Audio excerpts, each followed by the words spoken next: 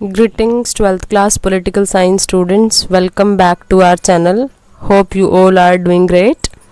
Today we are going to do part 8 of the chapter, and in last class we have discussed the discontent between Congress.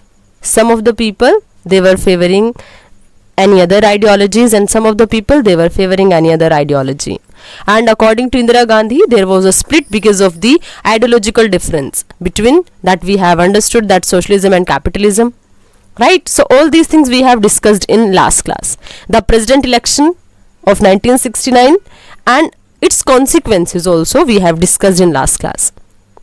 So we were able to see that in the elections of 1969, what happened, that Indira Gandhi was able to get influence because she was able to not only stand the candidate of her choice only, but she was able to secure the victory of that particular candidate as well, right?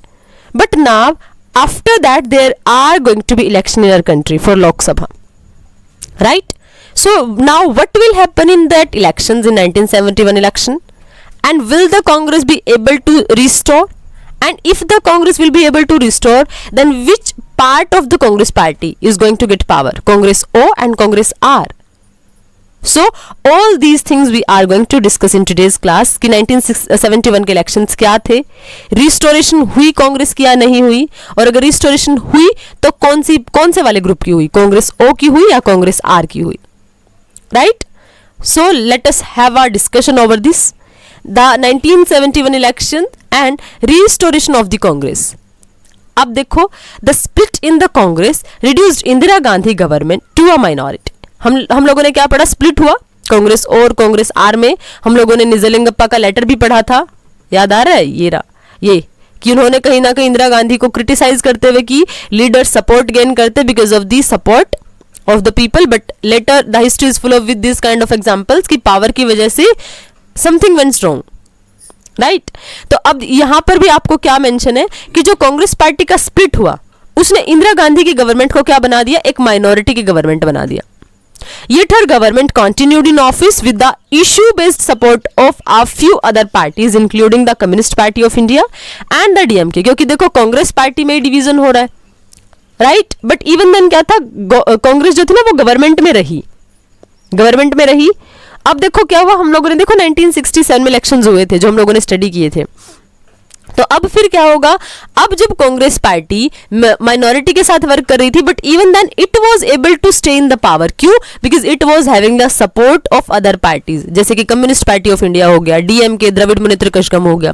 ये कुछ parties थी जो support करी थी कांग्रेस को, and just because of the support of these parties Congress was able to form the government and Congress was able to stay in the power.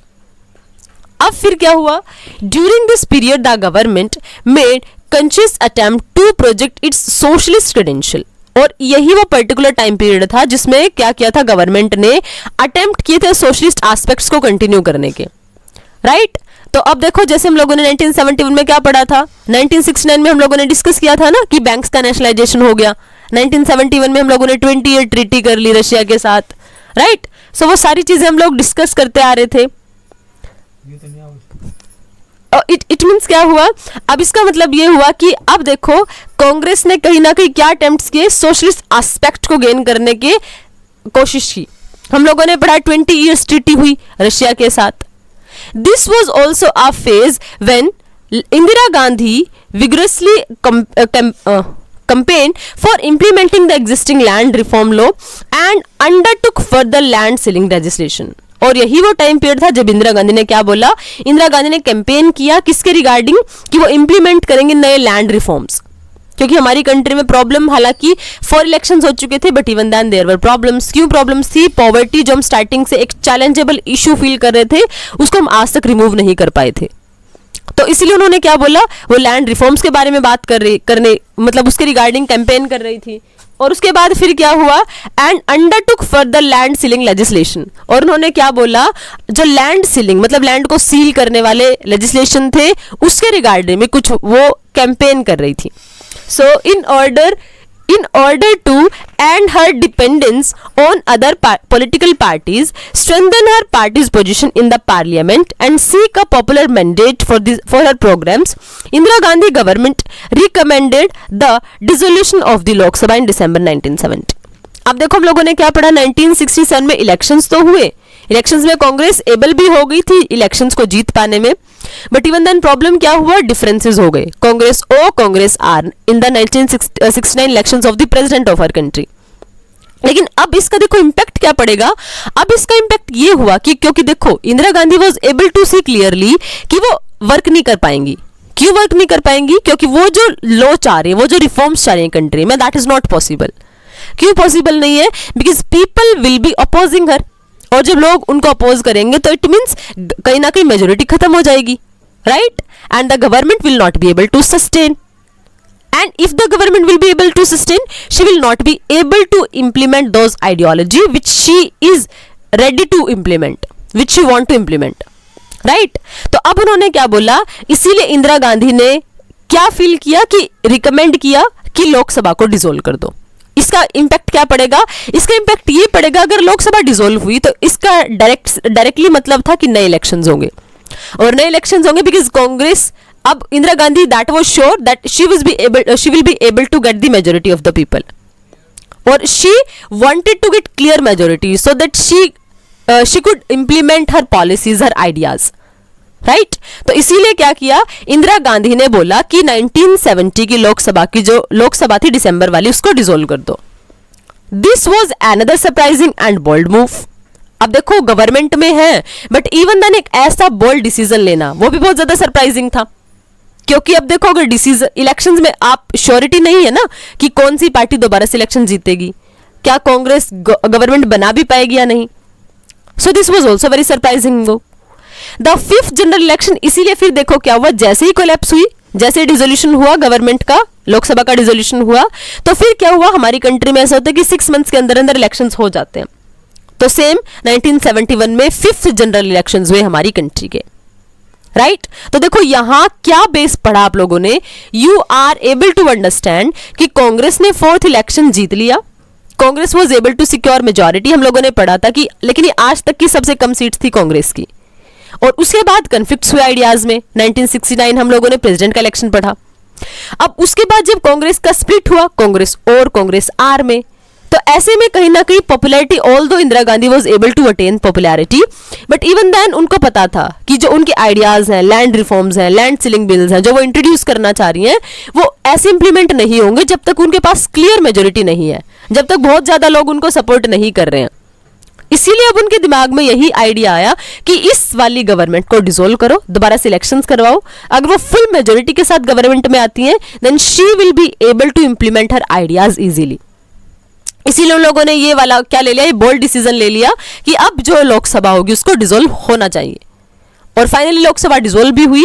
लेकिन अगर Lok Sabha dissolve हुई है तो definitely there will be new elections for the country, और 1971 में हमारी country में हुई 1st general election of Lok Sabha. अब इसमें क्या हुआ, the electoral contest appeared to be loaded against Congress R. अब देखो क्या हुआ, कहीं ना कहीं क्या था, अगेंस्ट थी कांग्रेस और कांग्रेस आर, है ना। After all the new Congress was just one faction of an already weak party. हम लोगों ने क्या पढ़ा था कि जो इंपॉर्टेंट लीडर्स थे कहीं ना कहीं कांग्रेस के, वो कांग्रेस ओ में थे, है ना। ऑल्दो ये कहीं ना कहीं क्या थी, सबके दिमाग में यही चल रहा था कि ये वाली जो आर वाला ग्रुप है, कांग्रेस आर वाला ग्रुप है, रिक्विजिशनिस्ट वाला ग्रुप है, वो कहीं ना कहीं वीक है, because everyone believed that the real organizational strength of the Congress party was under the command of Congress O। सबके दिमाग में यही चल रहा था, क्या चल रहा था, सबके दिमाग में यही था कि जो एक्चुअल कांग्रेस कौन सी वाली है, रियल कांग्रेस वो है जो कांग्रेस ओ है, Congress organisation, right. Congress R कौन सी थी, रिक्विजिशनिस्ट वाली, जिसको इंदिरा गांधी लीड कर रही थी। ऑल्दो कहीं ना कहीं क्या था, कांग्रेस आर क्या थी, एक ऐसा ग्रुप था जो ऑलरेडी वीक था, और सभी के दिमाग में यही था कि Congress R is not real Congress, जो कांग्रेस ओ है जो ऑर्गेनाइजेशनल वाली है वो रियल है। So Congress party under the command of Congress O to make matters worse for Indira Gandhi. अब इन सारी चीजों ने, अब देखो कहीं ना कहीं लोग क्या फील कर रहे हैं कि इंदिरा गांधी वाली कांग्रेस तो रियल कांग्रेस है ही नहीं, तो इन सारी चीजों ने क्या कर दिया, टेंशंस क्रिएट कर दी in the mind of Indira Gandhi. और वर्स टेंशन क्रिएट कर दी, right. All the major non-communist, non-Congress opposition parties formed an electoral alliance known as Grand Alliance. अब सबने क्या कर लिया to make matter worse, क्योंकि देखो इंदिरा गांधी ने जो डिसीजंस लिए, people were not happy with those decisions. Syndicates group आप लोगों ने ऑलरेडी देख लिया, राइट। अब आप लोगों ने देख लिया कहीं ना कहीं प्रेसिडेंट के इलेक्शन में दोबारा से कंफ्यूजन हो चुकी है। अब इसीलिए क्या हुआ, इंदिरा गांधी की पोजीशन को और ज्यादा वर्स बनाने के लिए, खराब बनाने के लिए सारे के सारे जो मेजर नॉन कम्युनिस्ट पार्टीज थी, नॉन कांग्रेस अपोजिशन पार्टीज थी, वो सब ने क्या मिल लिया, सब सारे एक साथ कंबाइन हो गए और क्या बना लिया, अब बना लिया एक ग्रैंड अलायंस, इलेक्टोरल अलायंस। अब देखो अलायंस और कोलिशन आप लोगों ने पढ़ा ना, आप लोगों ने पढ़ा कोलिशन गवर्नमेंट है ना, एक अलायंस। अलायंस क्या होता है, alliance can be formed pre elections as well, यानी अब आप पहले डिसाइड कर लेते हो कि मेरे को इस पार्टी के साथ मिलकर गवर्नमेंट बनानी है, तो इलेक्शन से पहले अगर वो डिसीजन है वो प्री इलेक्शन अलायंस होता है। तो इलेक्शन आपका अलायंस आपका इलेक्शन से पहले भी हो सकता है। तो अब सारी की सारी पार्टीज ने क्या किया, अब सारी की सारी पार्टी एक टाइप से कंबाइन हो गई, non communist party, non Congress party, जो जितनी पार्टी थी सारी कंबाइन हो गई और सबने क्या बनाया, एक ग्रैंड अलायंस बनाया, जिसको बोलते हैं, क्या बोलते हैं, ग्रैंड अलायंस। अब द एसएसपी जो संयुक्त सोशलिस्ट पार्टी थी, पीएसपी प्रजा सोशलिस्ट पार्टी, भारतीय जनसंघ, स्वतंत्र पार्टी, भारतीय Kranti Dal came together under the umbrella. This ruling party had an alliance with the CPI, और जो रूलिंग पार्टी थी उन्होंने किसके साथ, कम्युनिस्ट पार्टी ऑफ इंडिया के साथ अलायंस किया, राइट। अब देखो फिर क्या हुआ, जो इस अम्ब्रेला के अंडर कौन कौन आए, जो अब देखो बेसिक ऑब्जेक्टिव क्या था, ग्रैंड अलायंस, जो आप लोगों ने नॉन कांग्रेसिज्म का कंसेप्ट भी स्टडी किया था अगर आपको याद है, कि कांग्रेस को बाहर निकालना है इलेक्शन से, मतलब रूल से बाहर निकालना है। तो अब ये सारी पार्टी एसएसपी, पीएसपी, भारतीय जनसंघ, स्वतंत्र पार्टी, भारतीय क्रांति दल सभी एक साथ आ गए, right. The ruling party had an alliance, और जो रूलिंग पार्टी थी उसका अलायंस किसके साथ था, कम्युनिस्ट पार्टी ऑफ इंडिया के साथ। सो yet the Congress had something that it's big opponent lacked, it had an issue, an agenda and a positive slogan. अब देखो आप लोगों ने क्या पढ़ दिया, ग्रैंड अलायंस हो गया, राइट। कांग्रेस के सामने बहुत एक टाइप से ऑपोजिशन वाली सिचुएशन थी, प्रॉब्लमेटिक सिचुएशन थी, बट इवन देन इतने ज्यादा ओपोनेंट्स के होने के बावजूद भी कांग्रेस के पास एक इश्यू था, एक एजेंडा था और एक पॉजिटिव स्लोगन था। The grand alliance did not have a coherent political programme. अब देखो वो जो ग्रैंड अलायंस बना था ना, I have told you in last class also, जब हम नॉन कांग्रेसिज्म पढ़ रहे थे, कि जब आपकी आइडियोलॉजी भले ही मैच नहीं हो रही है, बट बेसिक ऑब्जेक्टिव क्या था, बेसिक ऑब्जेक्टिव यही था कि कुछ भी करो बट कांग्रेस को बाहर निकाल दो। तो ऐसे में क्या होगा, अगर वो गवर्नमेंट बनेगी भी तो वो लोग वर्क नहीं कर पाएंगे। क्यों नहीं वर्क कर पाएंगे, क्योंकि उनके आइडियाज डिफरेंट है। यहां पर भी सेम इशू है, यहां पर भी वो देखो उनका बेसिक इंटेंशन कंट्री के लिए कुछ ऐसी इंपॉर्टेंट पॉलिसी इंट्रोड्यूस करवाना नहीं है।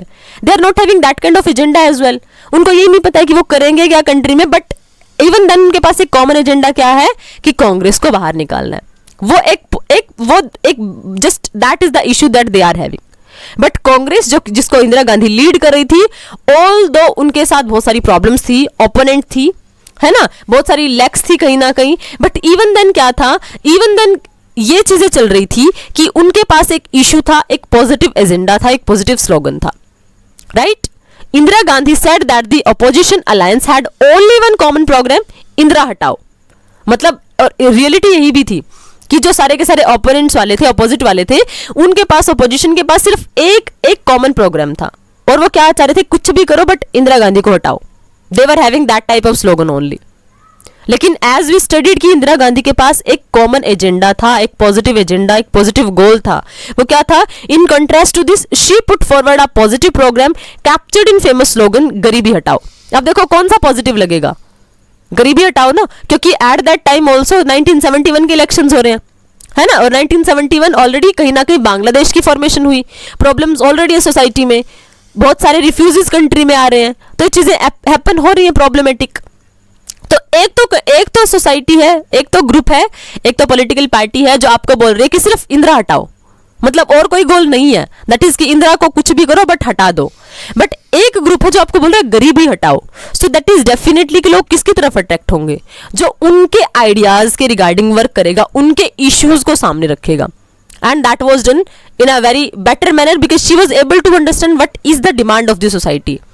इसीलिए उन्होंने कौन सा स्लोगन रखा, गरीबी हटाओ।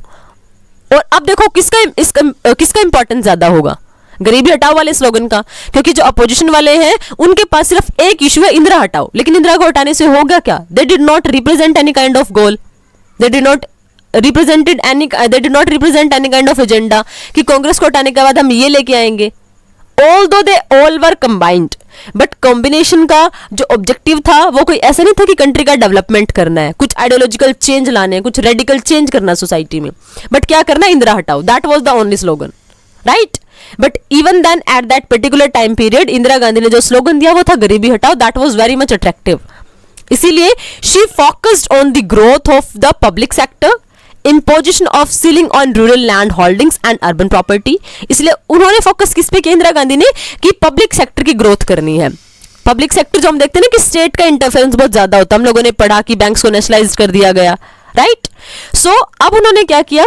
imposition of ceiling on rural land holdings, और जो imposition थी उसको क्या कर दिया? imposition of ceiling on rural land holdings, उसके अलावा अर्बन प्रॉपर्टी पे removal of disparities in income and opportunity, उसको रिमूव करना है जो हमारी कंट्री में। देखो उन्होंने गरीबी हटाओ बोला है, तो गरीबी हटाओ का मतलब कि हम सोसाइटी में क्या करेंगे? जितनी इनकम के बेसिस पे डिफरेंसेस हैं हम उसको रिमूव करने की कोशिश करेंगे, राइट? तो इसीलिए उन्होंने जो डिस्पैरिटीज थी सोसाइटी में कि इनकम और अपॉर्चुनिटी की, उसको रिमूव करेंगे। It means what will happen कि हर एक को इक्वल अपॉर्चुनिटी मिलेगी, राइट? अब क्या होगा? अब देखो ऐसे ऐसे जब आइडियाज कोई प्रोवाइड करवाएगा, सो दैट इज डेफिनेट कि जो सोसाइटी का पुअर सेक्शन है ना, जो पुअर सेक्शन है वो क्या करेगा? वो पुअर सेक्शन डेफिनेटली कनेक्ट हो जाएगा, राइट? अब उसके बाद फिर क्या किया? अब उन्होंने क्या बोला? थ्रू गरीबी हटाओ Indira Gandhi try to generate a support base among the disadvantage specially among the landless labours. अब देखो ये आइडियाज, अब देखो कुछ तो उन्होंने आइडियाज क्या दिए? पब्लिक सेक्टर का मतलब कि स्टेट मतलब हमारी गवर्नमेंट लोगों की सारी डिमांड्स को फुलफिल करेगी, मतलब जो कॉमन आइडियाज होते हैं, सोशल वेलफेयर से रिलेटेड वर्क्स होते हैं, तो गवर्नमेंट उसमें हेल्प करेगी। तो अब इसलिए उन्होंने और क्या बोला कि जो अर्बन प्रॉपर्टी की होल्डिंग है, लैंड होल्डिंग्स हैं, उसमें इंपोज करेंगे सेलिंग वाली, और ये सारी चीजें उन लोगों ने अपनी पॉलिसीज में इंप्लीमेंट करवा दी।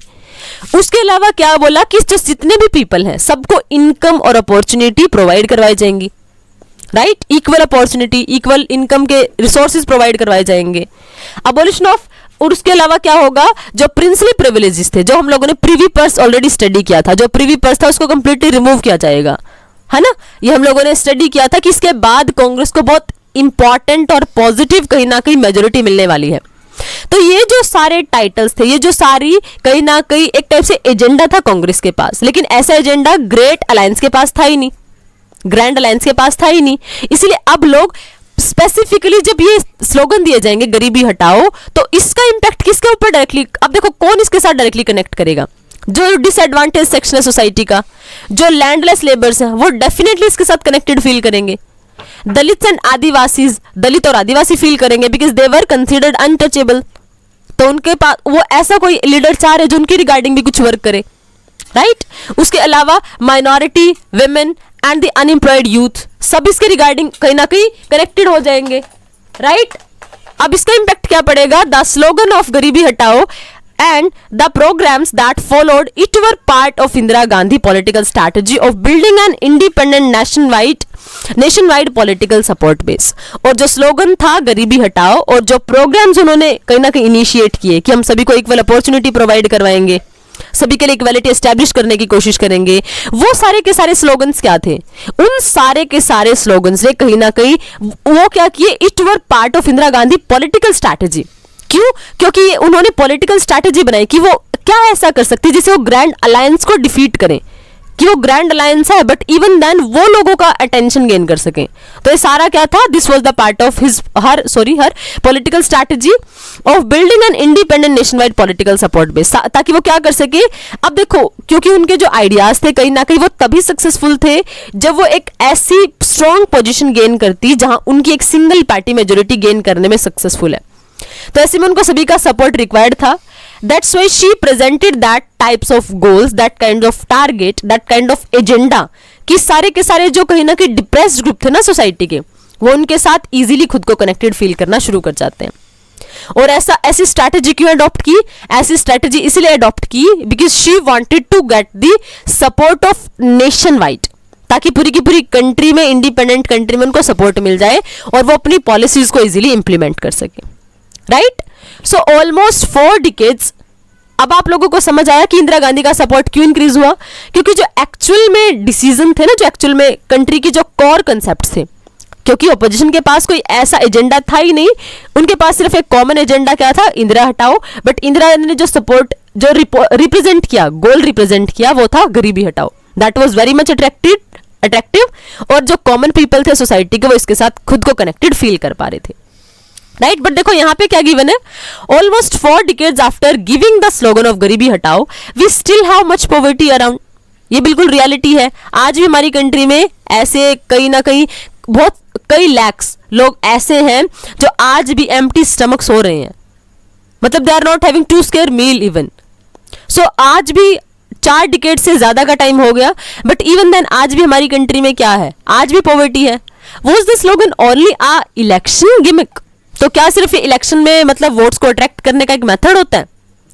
सो you can say it because, but we are not completely agree, partially agree we are with this particular statement, क्योंकि we have done a lot of work, है ना। we have understood कि हमारी country की position कहाँ से हम लोग कहाँ तक लेके आए हैं।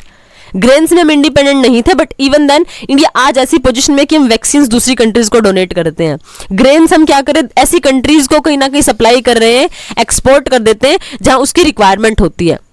सो we are able to see that yes India is growing, right?